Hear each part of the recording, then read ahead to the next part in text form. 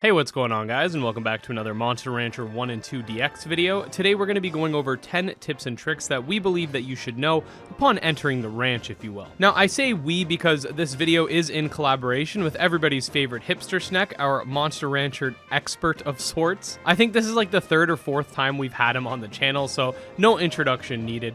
Go check him out after you're done here. We did actually do a Nexomon Extinction video on his channel a long time ago, so if that interests you, I'll link it below. Anyways, without further ado, let's dive in.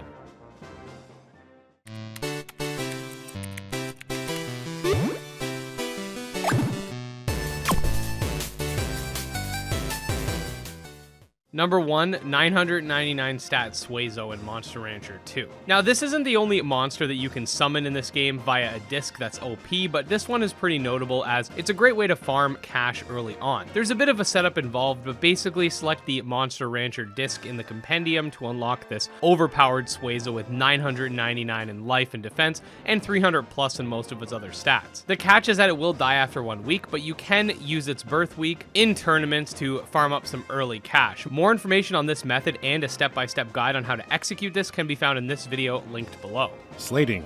While many people might rush to Monster Rancher 2, being the newer of the two games in the bundle, don't write off Monster Rancher 1 immediately. Not only is it a great testing grounds and a bit easier on newcomer players, but there's a mechanic that no other game in the series has, which you'll see here in the shrine of Monster Rancher 2, named Slate Generation.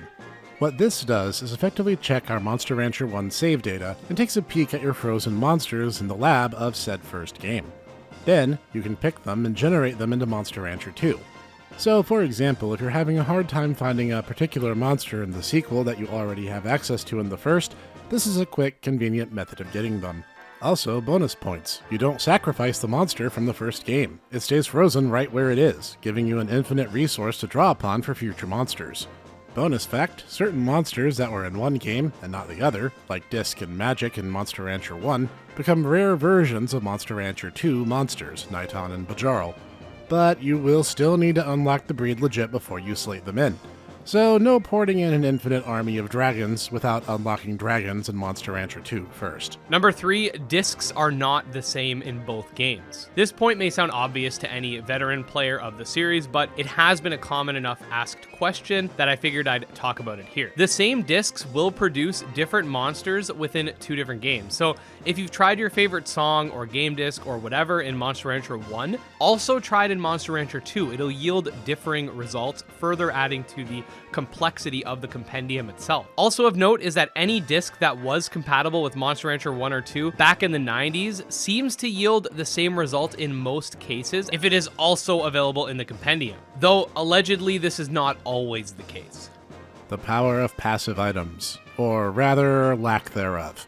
While certain items like the Dino Tail sound very impressive in their item descriptions, most passive items in the game are actually quite useless and oftentimes really only serve as vendor trash.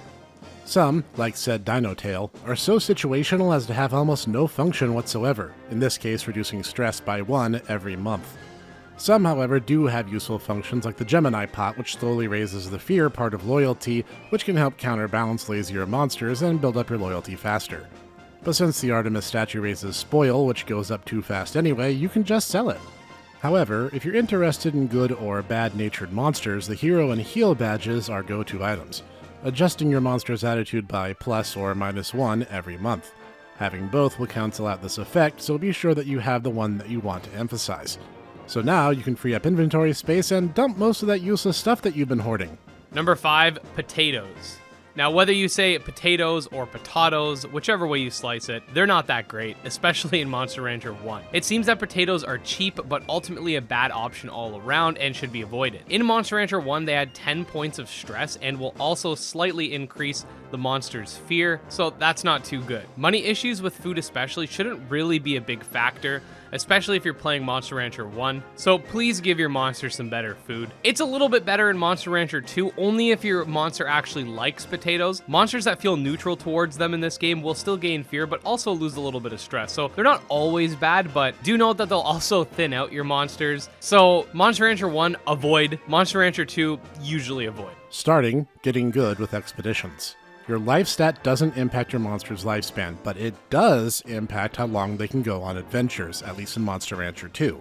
In Monster Rancher 1, it will always be a set of 14 days that can be no longer or no shorter. Starting from 140 HP and going up in increments of 70, your life stat will be your stamina bar for long expedition trips, which are key for getting rare items and even items to unlock additional monster breeds.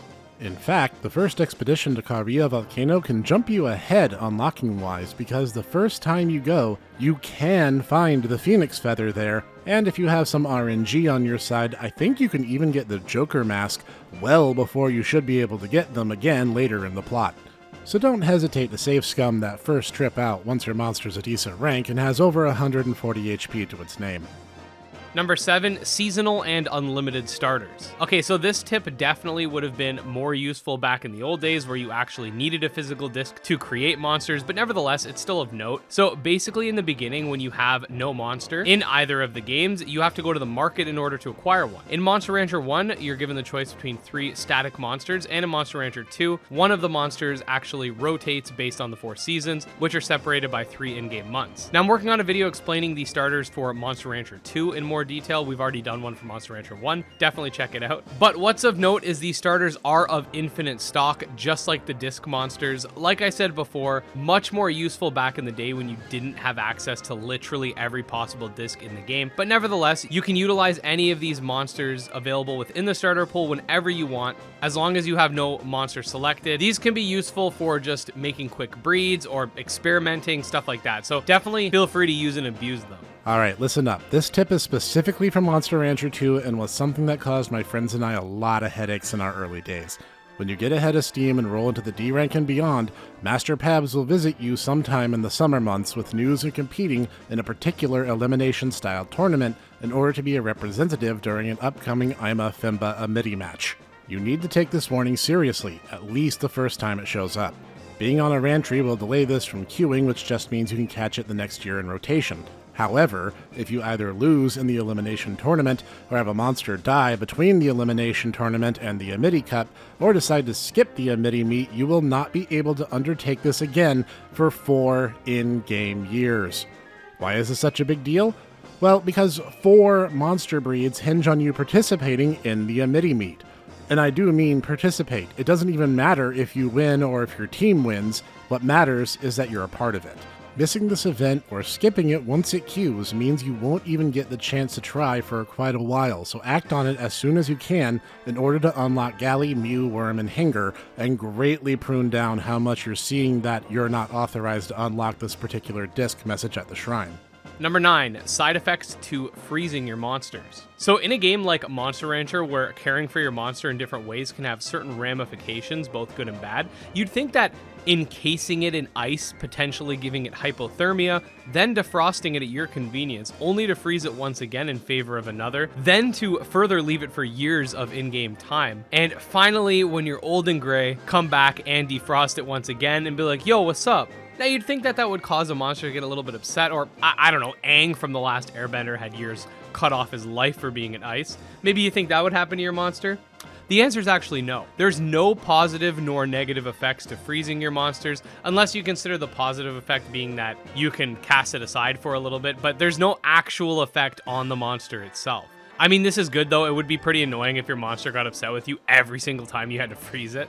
Unlocking additional monster attacks is a strange and esoteric art, so I'll try to boil it down to its most basic components. The thrust of it is, once you have some money and ideally a sale going on a Rantry, you should do them when you reasonably can. When you select a course, the snob at the counter will estimate how ready your monster is to learn a new attack from the course, if they possibly can. However, to facilitate that, you should use the attacks the monster was born with in battle. The number of times the attack is used matters, and more is always better. Get a new attack? Great, try it out a bunch. Even if it isn't ideal or has limited usefulness, use it a few times anyway. This will increase the overall likelihood that additional attacks will be easier to get in future visits to the Errantry. Some attacks will only unlock in a chain fashion, and some will just happen, and in MR2 specifically, you'll usually be alerted to them learning the new technique in the first week they're on the course. Lastly, whether your monster is good or bad-natured can also influence the unlock of certain attacks. You won't necessarily know this up front, so a little experimentation goes a long way. And last bit of advice, you can skip the errantry animations by hitting the cancel button, even though there's no indication on screen that you can do this, so you don't need to watch the entire animation, which can be a little longer than necessary sometimes in order to get your results. And there you go, guys. Those were 10 beginner tips and tricks for Monster Rancher 1 and 2 DX that you should know. Now, this guide was definitely more geared towards people that are either new to the franchise or played it as a kid, but were more casual back then and kind of need to be brought back up to speed. But nevertheless, I do hope that this video acts as a useful resource. Once again, special thanks to Hipster Snek for helping me out with today's video. You can check out his channel linked below, and make sure to subscribe here for more Monster Rancher and Monster Taming content. Special thanks to the channel's patrons, especially our mythical tier backers, Jim Hamilton and StealCase. We'll see you next time. Peace.